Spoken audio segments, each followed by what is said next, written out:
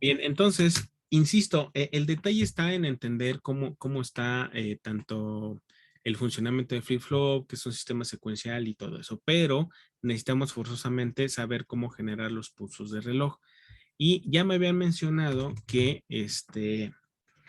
pues dentro de los integrados que utilizan ustedes para generar pulsos de reloj está el 555, que es muy socorrido precisamente para eso. Solo que el 555 no está diseñado exclusivamente para generar pulsos de reloj para sistemas secuenciales. Tiene algunas otras aplicaciones, ¿no? Es un integrado bastante versátil. Sin embargo, podemos encontrar otras formas de hacer señales de reloj.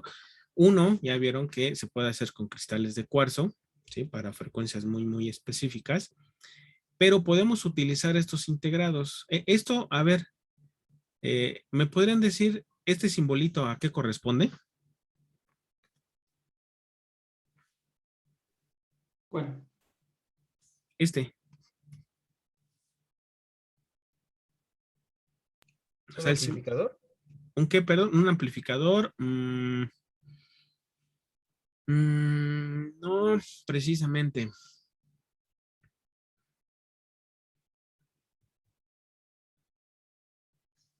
¿No? ¿Nadie da qué cosa es? Pues es un inversor, jóvenes.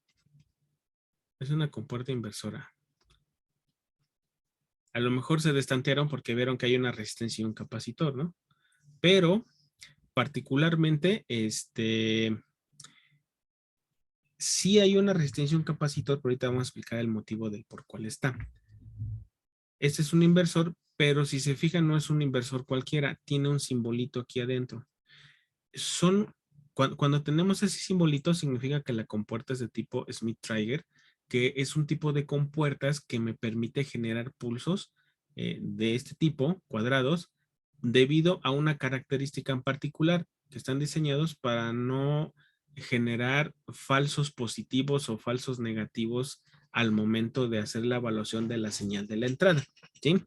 Ahí no me voy a meter mucho de cómo está construido y demás. Ahí, si quieren, me preguntan y les digo en dónde pueden encontrar la literatura para entender cómo funcionan los dispositivos de tipo Smith-Traeger, ¿no? Se lo pueden encontrar en el libro de sistemas digitales del autor Toshi, o Tochi, creo que se pronuncia Tochi. Y ahí hay un apartado donde explica qué es un dispositivo Smith-Traeger. De hecho, los inversores, si recuerdan, son 7404 cuando van y piden las compuertas lógicas. Este es un 7414, ¿sí? Entonces, ese es el tipo de inversor que se tiene que utilizar. Si usan un inversor 7404 no va a funcionar para generar esto, ¿ok? Bien, ahora, ¿cómo entenderíamos el funcionamiento de este circuito? Fíjense, aquí pongan atención para que vean cómo va a funcionar. Imaginen ustedes que inicialmente cuando energizamos el sistema, pues el capacitor, si no estaba conectado en ningún momento, ese capacitor va a tener una carga cero, ¿están de acuerdo? Y por la forma en cómo está conectada la entrada, pues estaríamos conectándolo a un cero lógico. Ahí también, si gustan, busquen en internet cuáles son los niveles lógicos 0 y 1 para los sistemas o familias de tele, ¿ok? Entonces, si tenemos un cero, ¿están de acuerdo que a la salida del inversor, qué valor lógico deberíamos tener? Un uno. Un uno, es correcto. Entonces, si tenemos un valor lógico 1, lo que va a suceder es que va a circular una corriente eléctrica hacia este lado, que va a cargar, va a empezar a hacer la carga del capacitor a través de la resistencia. Es decir, hay un arreglo RC y cuando tenemos arreglos RC normalmente implica una carga y descarga de capacitor, ¿no? Y en este caso la resistencia lo que hace es cambiar la velocidad con la que se carga el capacitor. Eventualmente, lo que está sucediendo con el capacitor es que cuando le llega un lógico, el capacitor se empieza a cargar. Lo voy a hacer con respecto a esta señal, o no, mejor lo voy a hacer acá. El capacitor se empieza a cargar, ¿no? Es decir, empieza en un valor cero, pero en teoría tendría que llegar a un nivel lógico 5. Pero por eso les había dicho que buscaban ahorita en internet cuáles son los niveles lógicos TTL. Resulta que el TTL no es a 5 volts, sino que tiene un umbral inferior y un umbral superior para cuando queremos un 1 lógico, y tenemos un umbral superior y un umbral inferior para cuando queremos un nivel lógico 0, ¿no? Hay por aquí una bandita que está prohibida. Vamos a decir que si llega un valor en esa banda prohibida, pues el sistema no va a saber si es un 1 o un 0. Por eso debemos asegurar que sea un 1 o un 0. El detalle está que cuando el capacitor se empieza a cargar con respecto a esos niveles, entonces va a llegar un punto en el cual el sistema va a detectar un 1 lógico. ¿Por qué? Porque ya rebasamos el umbral inferior para la detección del número 1, perdón, del nivel lógico 1. ¿Eso qué quiere decir? Que en algún momento este capacitor se va a cargar a tal valor de voltaje que la entrada va a ser interpretada como un 1. Y entonces, si aquí tenemos un 1 a la entrada, voy a cambiar de lapicito, voy a poner un morado. Si yo tengo, no, mejor le pongo el verde porque se va a confundir. Eventualmente el capacitor va a ser detectado, o el voltaje en el capacitor va a ser detectado como un 1. ¿Y qué va a pasar con la salida? Si en la entrada tengo un 1, ¿qué vamos a obtener en la salida?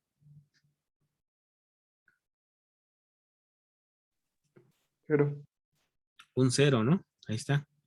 Y si tenemos un 0 de este lado, actuaría como una especie de tierra, y entonces la carga del capacitor, o sí, la energía que tiene el capacitor se va a descargar hacia este lado, ¿no? Y entonces el capacitor va a empezar a descargarse hacia acá, y va a llegar el punto en el que la entrada del sistema va a caer en el 0 lógico debido a la descarga del mismo capacitor, y por lo tanto a la entrada la compuerta lógica va a detectar un 0. Y si detectamos un 0 a la entrada, ¿qué va a haber a la salida? Un 1. Un uno. Y va a estar Entonces, conmutando. no sé si observan que hay una conmutación debido al capacitor y a la resistencia que tenemos ahí. De hecho, si no mal recuerdo, en el microcontrolador PIC que usamos el curso pasado, aunque nunca lo usamos, internamente, si no mal recuerdo, tiene un arreglo RC para generar el reloj interno que se puede utilizar, que nunca lo usamos nosotros porque usamos un reloj externo, pero este tipo de arreglo se utiliza normalmente para la generación de bases de tiempo internas en muchos integrados, ¿vale? De tal forma entonces que si lo dejamos conectado ahí al infinito y hasta allá, pues vamos a obtener una señal cuadrada infinita, ¿no? ¿Cuál es uno de los defectos de este circuito? Bueno, que el ciclo de trabajo de esta señal cuadrada, ¿sí? ¿Cómo se...? Creo que es bueno, vamos a ponerle como ciclo de trabajo. Lo iba a poner en inglés porque también lo pueden encontrar así en inglés, pero el ciclo de trabajo de este integrado, a pesar de que aquí lo estamos dibujando como que es una señal cuadrada perfecta, es diferente del 50%, ¿sí? Es decir, aunque idealmente vamos a llegar a señales cuadradas perfectas en el cual el positivo vale el 50% del tiempo y el negativo el otro 50%, o el 0, perdón, no el negativo, pues no se logra con este integrado. Entonces, si necesitan precisión en el pulso de reloj, esta no es una opción, pero genéricamente para los circuitos que se trabajan en los laboratorios y demás, pues basta y sobra. Además, que en el caso de este integrado, pues simplemente en un solo integrado tenemos 6 inversores, con lo que podríamos generar 6 pulsos de reloj al mismo tiempo. A diferencia del 555, que si yo quiero generar los mismos 6 pulsos, tengo que conseguir los 6 555 más sus respectivas resistencias. Ahora, ¿cómo se calcula la frecuencia? Dependiendo de la matrícula del integrado. Si tenemos un 7414 o un 74LS14, entonces la ecuación para calcular la frecuencia sería 0.8 dividido entre R por C. Pero hay una limitante en ambos casos, ¿no? Dependiendo de la familia, nos limitan al valor de la resistencia máxima que podemos llegar. Es decir, para el 7414 la resistencia tiene que ser menor o igual a 500. Es decir, podemos llegar hasta 500 ohms en la resistencia R. Y ya de ahí tendrán ustedes que hacer los cálculos para hacer el cálculo del capacitor correspondiente. Si ustedes trabajaran con el 74LS, entonces la resistencia cuando mucho puede ser de 2 kilo ohms. Es decir, de 2 kilos para abajo. Y si ¿Se puede anotar utilizan la ahí en la versión... pantalla, profe? ¿Perdón? ¿La fórmula la puedo anotar ahí en la pantalla para la frecuencia? A ver, otra vez no entendí. ¿Podría anotar la fórmula? Era R entre C, ¿por qué? Pero aquí está. Es este cuadrito. Ok. Sí, solo que a lo mejor como está en en, en, en horizontal, pero si lo quieres poner ya en ecuación normal, bueno, no normal, sino como normalmente estamos acostumbrados, sería así, ¿no? Y de hecho es de forma aproximada, ¿no? No es exactamente igual. Bueno, en el caso del más veloz, que es el HC, entonces ahí ya cambia la ecuación, sería 1.2, así si quieren lo ponemos aquí como 1.2 entre R por C, y la limitante es que aquí la resistencia ya puede ser un valor mucho, mucho más grande, ¿no? De hasta 10 megaohms, ¿ok? Bueno, ¿se entendió cómo funciona este generador de reloj? Pongan palomita a los que le entendieron.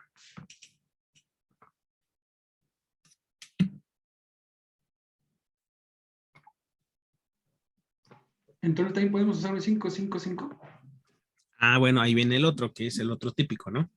Digo, a mí se me hace mucho más sencillo y práctico de generar porque pues nada más me tengo que aprender cualquiera de estas dos ecuacioncitas y ya puedo calcular la frecuencia y lo implemento de volada.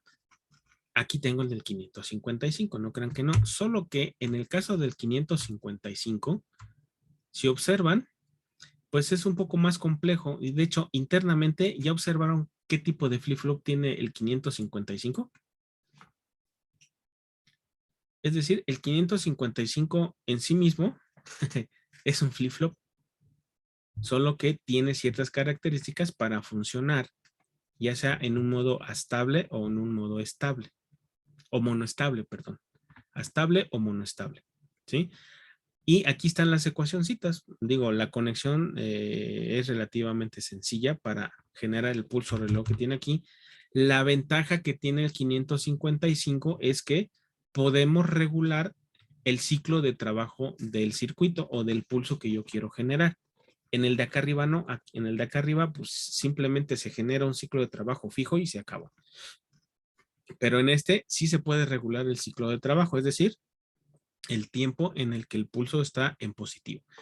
Pero hay más ecuaciones que seguir, ¿sí? Es decir, la señal completa que ya sabemos que tiene un periodo T, bueno, tenemos que considerar el tiempo en bajo, el tiempo en alto, y aquí nos dice cuáles son las ecuaciones para hacer el cálculo del tiempo en bajo y el tiempo en alto, ¿sí? Ahí tendremos que hacer un poquito de aritmética, ¿no? Si sustituimos esta resistencia RB por este arreglo, ¿sí? Para ser más precisos en la generación del pulso, ojo, aquí el D1 y D2 tendrían que ser diodos de alta velocidad o de recuperación rápida.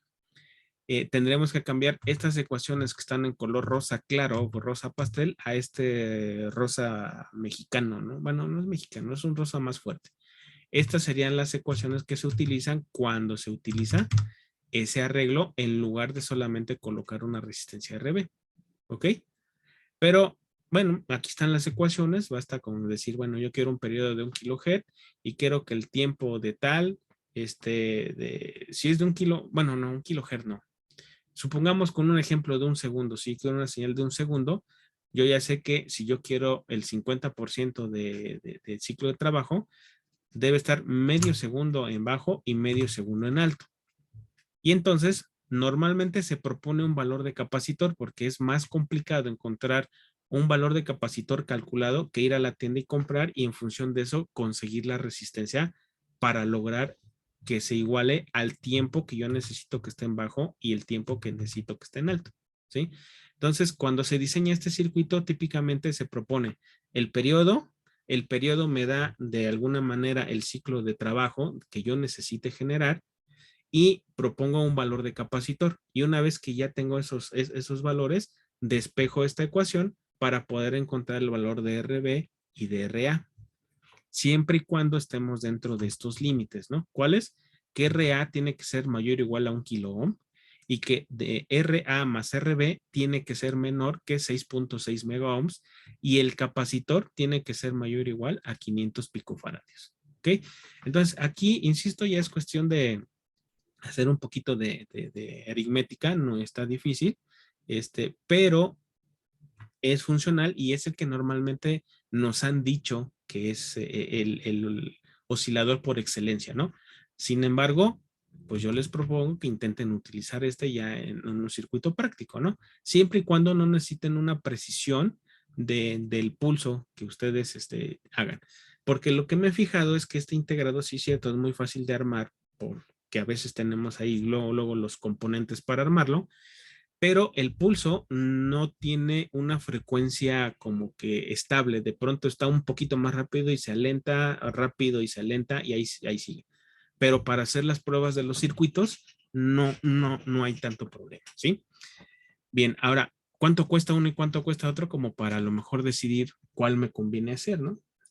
Entonces, si me regreso a la página de Electronics y le pongo 7414, bueno, el 7414 pues vale 11 pesos, 13 pesos. Ah, no, no es este nada más. 11 pesos. Insisto, si es un 7414,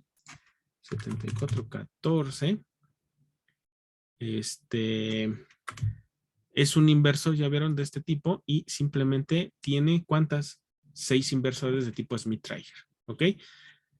Ahora, si yo me voy al 555, que también existe, que es muy conocido, pues el 555 vale 6 pesos, ¿no? La diferencia es que con un 555 solamente puedo generar un pulso de reloj. Con un 7414 puedo generar 6 pulsos de reloj.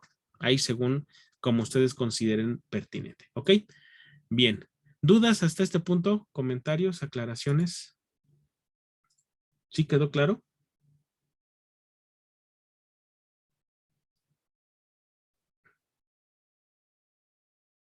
Ok, ya vi muchas palomitas betas. Ok, entonces aquí dejamos esta parte que corresponde a cómo generamos los pulsos de reloj para los sistemas secuenciales.